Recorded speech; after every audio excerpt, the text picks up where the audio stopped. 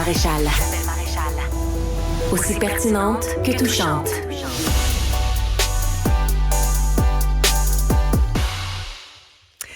Vous vous souvenez du fameux Adil Sharkawi? C'est cet imam qui, en octobre dernier, avait prononcé un discours qui, selon le premier ministre François Legault, incitait clairement à la haine. Entre autres, ce que disait l'imam Sharkawi, c'était, il parlait en arabe et il s'adressait à ses condisciples en leur disant de se charger des agresseurs sionistes, donc ici israéliens. Il disait « Allah, charge-toi des ennemis du peuple de Gaza, recense-les tous, extermine-les, n'épargne aucun d'entre eux. » Il s'était défendu de ce discours-là en disant que c'est une prière personnelle et non pas une incitation à la haine.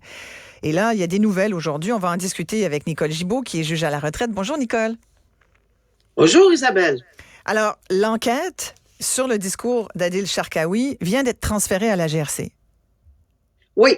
Et à mon avis, c'est une très bonne nouvelle parce qu'ils ont une équipe spécialisée, pas parce que le SPVM ne pouvait pas faire le travail, mais ils ont quand même des équipes spécialisées à la GRC, l'équipe intégrée de la sécurité nationale. Et on s'entend là, que c'est des propos qui disent ce qu'ils veulent, là, M. Sharkawi, là, puis qui n'a pas prononcé le mot juif. Là. Tu viens de le mentionner, Isabelle. C'est clair comme l'eau de roche, là, ça s'appliquait pas aux gens de l'Islande là, ou bien non d'un autre pays. Là. Ça s'appliquait clairement, mais clairement, aux gens qui sont juifs, les Israéliens. Bon. Et se cacher sous le couvert d'une prière, je le dis, je le répète, à mon humble avis, ça tient pas la route. Ça tient pas la route sur la liberté d'expression. Il y a des limites. Et lorsqu'on va, parce que tout le monde ferait ça, se cacher, j'implore Allah, Bouddha, Dieu, un tel, c'est pas moi qui parle, je fais une prière. Trop facile à mon humble avis. Mais ça, c'est moi. Maintenant, ce qui est intéressant... que nous dit le loi? Oui, qu'est-ce que nous dit la loi là-dessus, Nicole? Parce que j'entendais dernièrement... Oui, des commentaires à l'effet j'entendais dernièrement. Oui, des commentaires à l'effet qu'au Canada, entre autres, si tu te caches un peu sous le drap de la religion, tu peux être... on peut te permettre de t'exprimer. Ça tient de la liberté religieuse d'exprimer certaines paroles. Il y a certains... Oui, c'est vrai. Nous, au Canada, on est très libertins là, dans nos lois, là, je dois le dire. Là. Très permissif. Oui, on est très permissif. Et on a le don de mettre des virgules, puis des doubles parenthèses, puis des doubles virgules partout. Je dis pas que c'est pas le cas. Je dis pas que ça sera pas nuancé. Je suis d'avis que la GRC et tout le monde qui va faire enquête va être très pointilleux dans leur enquête. Pourquoi? Parce que, justement, ces gens-là, qui ont des propos, parce que pour moi, c'est pas acceptable, ces propos-là, clair, net et précis, là. Mais ça veut pas dire que oui, il va y avoir des accusations criminelles. C'est peut-être pas acceptable, mais il y aura peut-être pas d'accusations criminelles.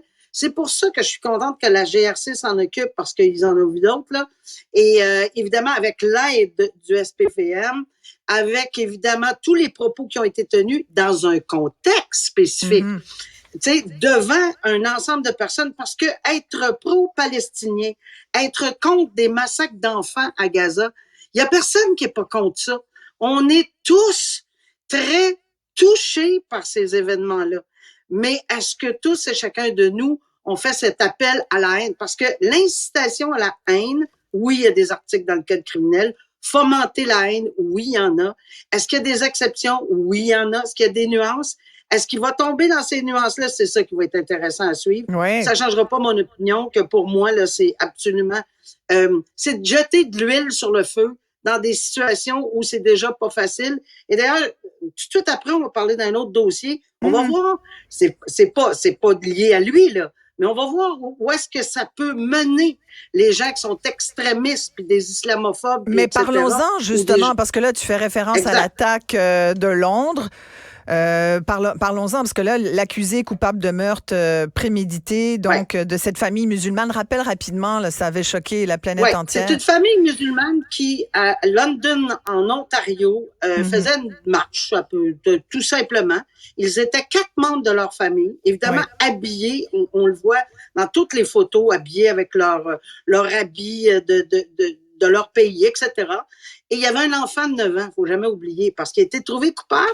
Il les a fauchés littéralement avec un véhicule, les 4 et l'enfant de 9 ans. L'enfant de 9 ans est le seul qui a survécu, donc il est complètement...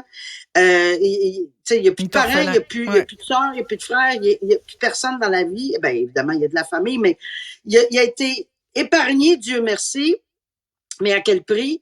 Et ce monsieur-là, on a vu des vidéos là, de cet individu-là qui a témoigné, qui a fait... la police a des vidéos de quand ils l'ont interrogé. Il est tout à fait calme. Il a ciblé. Il avait pensé à son affaire très longtemps parce qu'il faut qu'il envoie un message qu'il faut exterminer les musulmans. Bon, pour lui, dans sa tête à lui, là, c'est clair comme l'eau de roche, ça ne devrait pas exister. Donc, il voulait envoyer un message puis de faire peur, clairement peur au reste des musulmans et de leur dire, regarde, tenez-vous tranquille, là, ou bien donc faites quelque chose d'autre parce que moi, j'envoie un message. Ça a été un procès devant jury et je dois dire que moi, j'ai écouté les plaidoiries, là, Isabelle, et j'en revenais juste pas. Et c'était tellement complet, je me suis dit, voyons donc, quand le tribunal a donné ses directives, on séquestre les jurys, ça a pris 6 heures. Ça n'a pas été bien long, là. C'était clair comme l'eau de roche. Il avait acheté le véhicule pour ça. Il avait mis une grille en avant du véhicule pour en frapper, pour les frapper d'aplomb. Il avait circulé. Il n'a pas hésité 2 minutes. Il s'est rendu là. Il a vraiment fauché la vie pour absolument rien, sauf pour donner un message. Évidemment, un suprémaciste blanc, dit-il. Alors, c'est pour ça que je dis que lorsque on entend des discours, qu'on soit d'accord, que ce soit religieux, qu'il y ait des nuances, etc., ben, ça donne souvent des idées à d'autres personnes, très malheureusement. Ça veut pas dire que c'est ce qui va arriver à cause du discours de Charkaoui. C'est pas ça que je dis, là. Mais tu sais, on peut pas être dans la tête. On a essayé de plaider la maladie mentale dans le dossier de ce monsieur à London, Ontario, qui a fauché la vie. Oui, on a essayé de plaider, puis ça n'a pas fonctionné. On a dit qu'il avait pris des champignons magiques. Il y a tout ça. Oui, évidemment, la défense a essayé de toutes ces cartes. La notion de terrorisme, peut-être, là-dessus, qu'est-ce qu'on en a fait? Tout à fait pertinente ta question, Isabelle, parce que c'est une des premières, ben pas une, je crois que c'est la première fois au Canada où le tribunal, le juge a dit, le tribunal a dit aux jurés en quittant, vous pouvez, si vous en arrivez à la conclusion qu'il s'agit d'activité terroriste, et ça, il a lu la définition, là, il y a une définition au code criminel, là, une longue définition. Si vous croyez que la preuve soutient qu'il s'agit d'une activité terroriste, mais oui, vous pouvez trouver coupable de meurtre au premier degré. C'est exactement ce qui est arrivé. Alors, pour la couronne, et c'est extrêmement important pour tous les Canadiens, c'est extrêmement important de penser qu'on est arrivé là, parce que dans ce cas-ci, la preuve était assez claire, là, avec tout ce que je viens de décrire, puis j'en omets, là, parce qu'on n'a pas le temps, là, avec tout ce qu'il avait déposé en preuve, toute la préparation qu'il avait, cet individu-là, évidemment, on dit qu'il est en choc. Vas-y. Ben, on allait terminer, Nicole, sur le fait qu'il y a beaucoup de juristes qui disent que ça va faire jurisprudence parce que c'est le premier procès au Canada pour meurtre prémédité devant jury où le terrorisme est considéré comme un facteur. Et donc, ça peut effectivement changer la donne pour les cours de justice. Oui, puis ça va être plaidé sur sentence. J'ai hâte de voir sur sentence comment on va l'appliquer. C'est beau de le dire, mais comment le tribunal va l'appliquer pour la sentence? Et le monsieur est en état de choc parce qu'il réalise qu'il y a 25 ans ferme à faire avant de demander. Je pense qu'il aurait dû avoir un choc avant de réaliser le tout, là. Alors, malheureusement, il y a 4 vies qui sont perdues, puis un petit enfant orphelin qui avait 9 ans.